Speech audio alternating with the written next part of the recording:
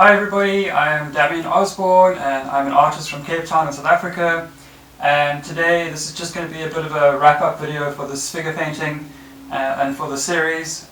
So as you can see, I've got a lot of work yet still to do. I need to build up the contrast and do a lot of glazing and stumbling and things like that. So if you do like my content and you like this kind of stuff, please subscribe and hit the notification button. And if you haven't watched the previous videos leading up to this point, please go back and check them out. It might help you. Leave any comments that you like. That would really be appreciated. So, okay, thanks.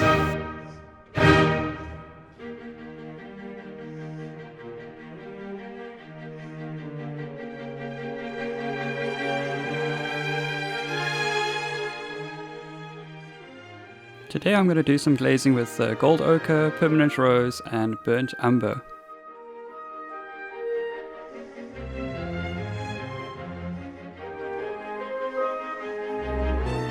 So many artists talk about glazing with oil paints, but what is glazing exactly?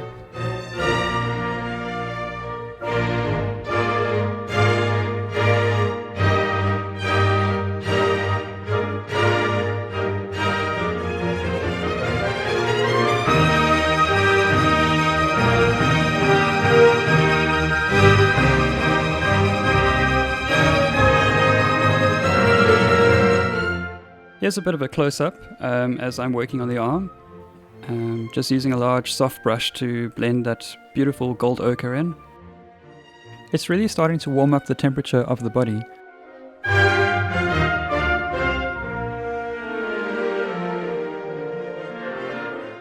You can see how transparent it is.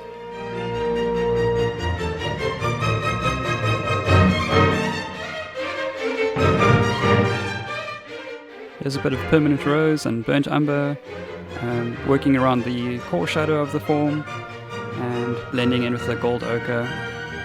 I really love these colors. Great for painting the flesh.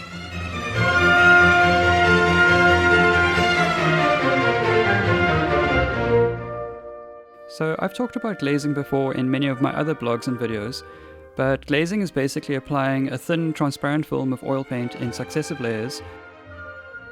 And here you can see my palette where I've blended the colors together nicely.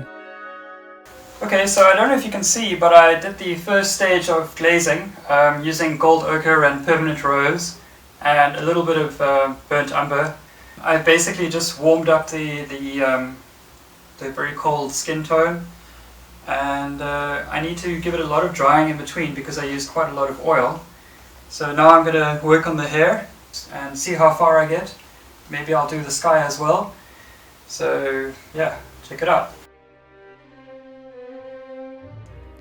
I'm trying to create a lovely warm color for her dark hair, and in glazing it's better to start with a lighter color and then work up to the darker colors so that the light travels through and it builds up a depth of color.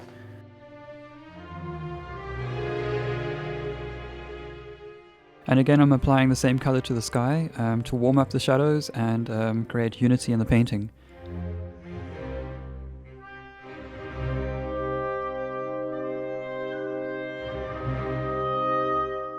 So glazing or using an indirect painting method, as in building up many layers, is different to direct painting, where the painting is done with one sitting or wet and wet. That's also called alla prima. But I usually prefer painting in layers, or the indirect painting method, because it's much easier to control the subtle color and value shifts across the form of the human body. When I'm finished for the day, I write in my little book a bit of a plan as to how I'm going to proceed with the painting. You can see how I do it stage by stage. Normally between the layers, I give it a few weeks to dry, so after a few weeks I've kind of forgotten about where I was at. And this notebook helps me to pick up from where I left off.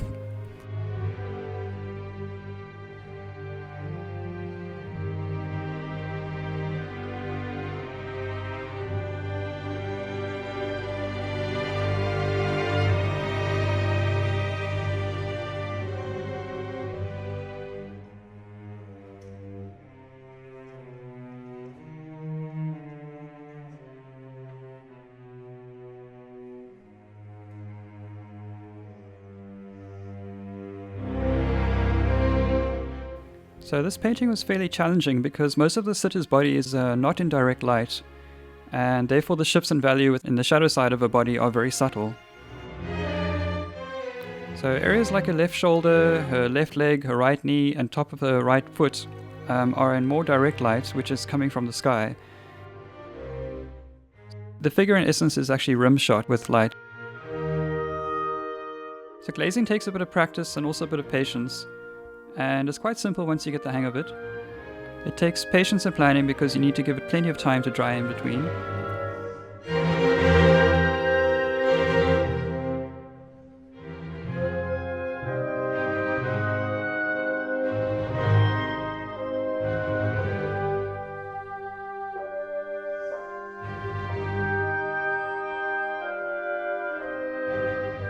And here I'm interrupted.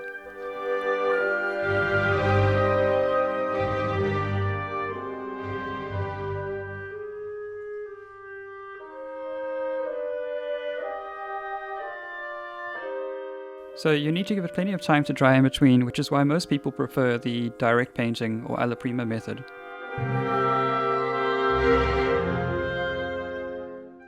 So when it comes to choosing colors for glazing, I normally choose according to my needs, as I have a very intuitive grasp of color mixing due to my experience.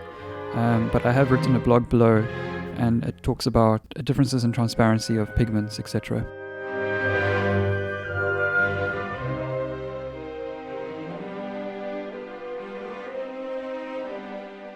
So the secret to glazing is to make sure that you have the right amount of oil and pigment.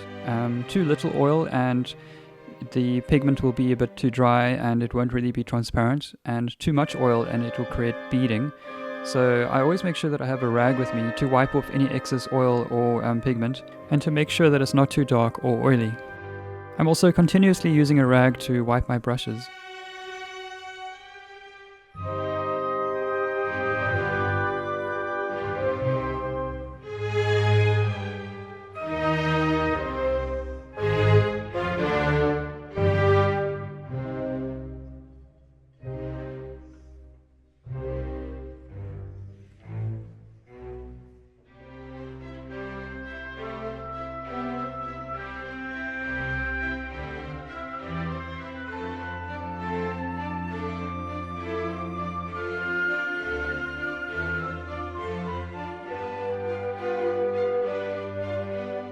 And then you can see by adding a little bit more shadow, the lighter areas pop out a bit more as well.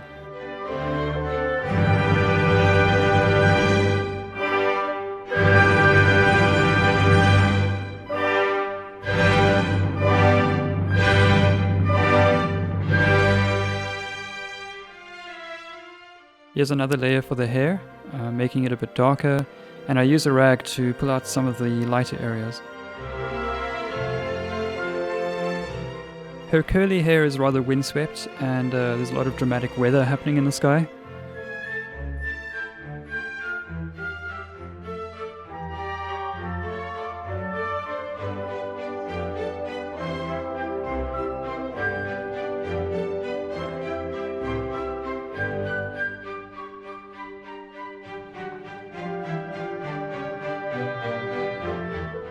So with glazing, I generally find it easier to use one or two, or a max of 3 pigments at a time. It helps me to control the color mixing and the values more easily.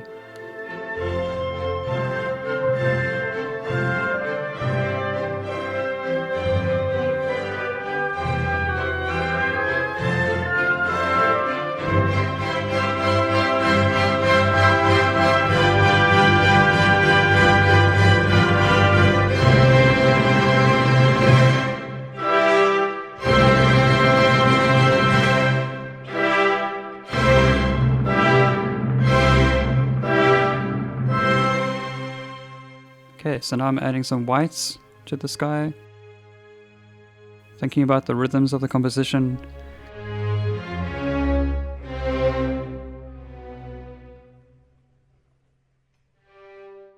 The light's coming from behind the clouds, so they are edged with white. And I'm trying to create a lot of movement in the sky. It's quite tricky painting the hair blending with the clouds, so I'm using very soft edges. I stand back a lot to make sure that everything's looking good and I get an overall view of the whole painting.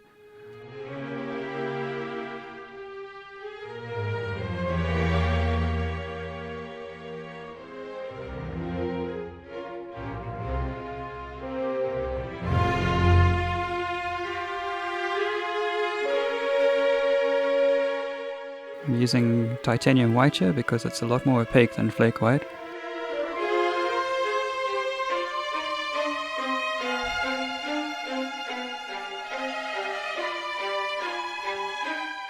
And I'm using long-handled brushes to paint from a distance and get greater movement in my strokes.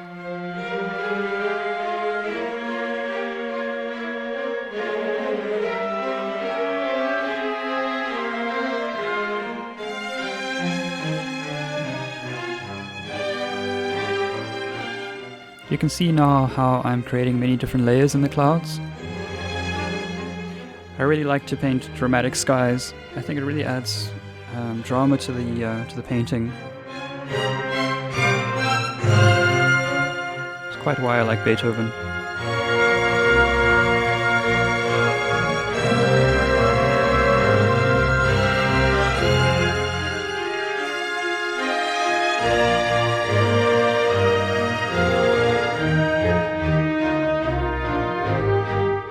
Adding details to the hair and the curls matching the patterns in the sky. I also wanted to get a feeling of saltiness in her hair.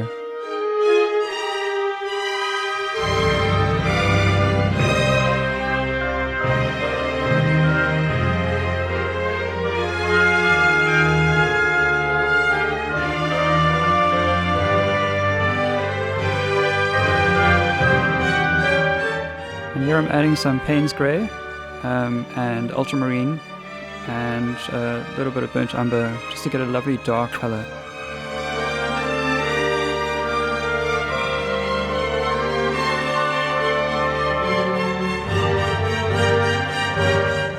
And now I'm accentuating some of the shadow shapes and the form.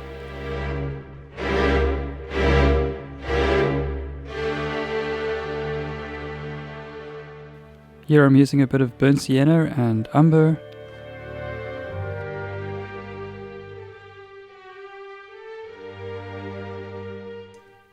So I do paint a lot with earth colors, particularly for painting the skin, and these are all transparent colors, so they're beautiful for glazing. Working on the creases of the skin, that's the darkest areas and the warmest areas.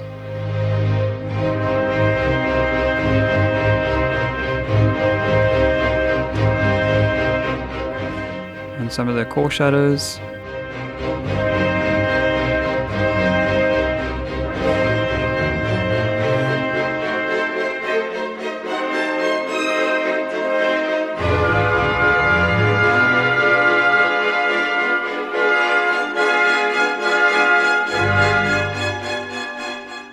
And now that the painting's been dry for a few weeks, I can start working on the cast shadows. And there's a shadow that's been cast by her head over her back, and obviously on the sand as well. Being very careful here not to lose the form. I want to maintain that scapular.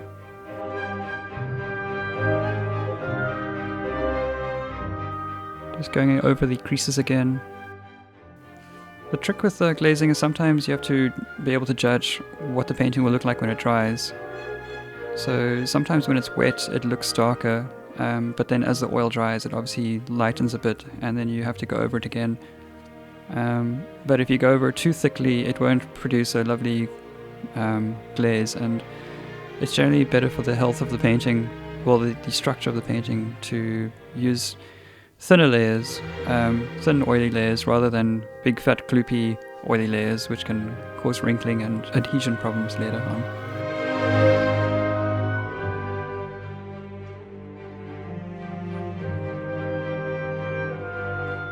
Just working on the details here now, stepping back a lot, making sure that I'm not over painting.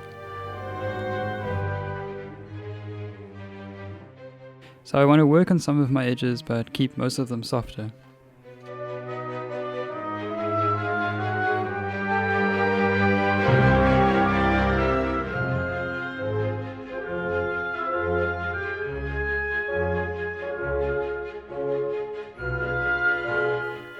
kind of cast shadow over the sand. This is the most interesting part of the painting, where I have to step back very often just to make sure that I'm not overworking and that I'm nearing the finish, and trying to find any mistakes and places that I've missed out. I keep going back to the same spot because I feel like I've overworked that one shadow, the crease in her leg.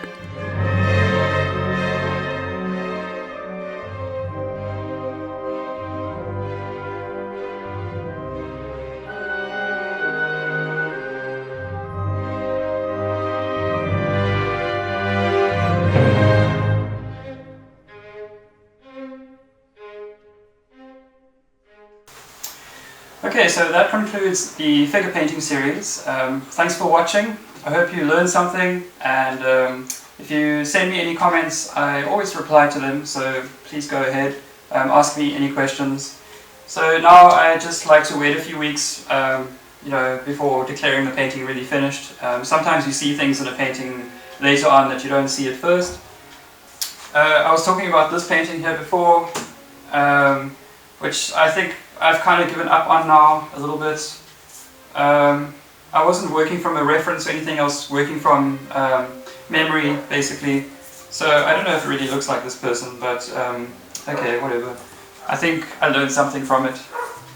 And then this painting here I was talking about in the last video as well, which I completed, and I'm quite proud of this one, especially since I didn't really use a reference or a model. Yeah. And now we are going to be moving home. The next few weeks are going to be quite hectic. I already got a lot of boxes packed here, so I'm going to be building a new studio, and it's going to be quite crazy. So I don't know when my next video will be out. I've actually decided to do a kind of 90-day meditation thing, because being an artist sometimes can be, sounds funny, but lots going on in your brain, and sometimes you just need to really focus and calm down and cut out all the distractions. So I'm also just getting away from social media, and yeah, see how it impacts my life and impacts my art. Oh, I wanted to talk about the dynamic symmetry that I used. It's a new concept that's, well, it's new to me, but basically it's just creating diagonals for your composition, creating diagonals from points to points, and then like a star-like pattern. And yeah, so you can see here. So please subscribe, and please check out my website. This is the last painting of my Siren series, at least for now I think, and you can check out the link below, where I've done a whole lot of figure paintings in this series. Okay, cool, thanks.